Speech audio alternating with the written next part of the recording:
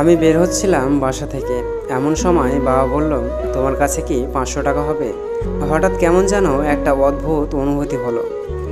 বাবার দিকে তাকিয়ে মনে পড়ে গেল সেই ক্লাস 2 এর কথা। বাবাকে বলেছিলাম, বাবা 2 টাকা দিবে? বাবা বলেছিল, কেন, কি করবে 2 টাকা?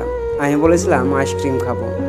তখন 1 টাকায় 4টা রঙিন আইসক্রিম পাওয়া যেত, অথবা 2টা বরফের সাথে নারকেল দেওয়া আইসক্রিম পাওয়া যেত। বাবা 2 টাকার পরিবর্তে 5 টাকা দিয়েছিল। বাবা মা আসলে বড় অদ্ভুত ক্যারেক্টারের। তারা সারা জীবন চেষ্টা করেছেন তাদের সর্বোচ্চটা আমাদের জন্য করার। সময় কতটা দ্রুত চলে যায়। আজ বাবা অবসর প্রাপ্ত। কেন যেন খুব কান্না পেল, জানি না। ওয়ালেটটা বার করে 100 টাকা বাদে যা ছিল সবটাই বাবাকে দিয়ে দিলাম। বাবা বলল, আরে পাগল, এত দিয়ে আমি কি করব? আমি বললাম, বাইরে যাও, বন্ধুদের সাথে আড্ডা দিবা, চা নাস্তা খাবা, আর কি। বলেই উল্টো ঘুরে হাঁটা শুরু করলাম, নিজের চোখের পানি এড়াতে।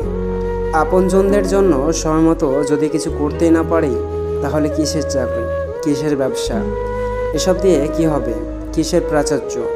সবই তো ক্ষণস্থায়ী। আমি মনে করি আমার বলে কিছু নেই, সব সাময়িকভাবে আমাকে ব্যবহার করার সুযোগ দিয়েছেন আল্লাহ তাআলা। সব কিছুই ঠিকঠাক রয়ে যায়, থাকে না শুধু মানুষগুলো।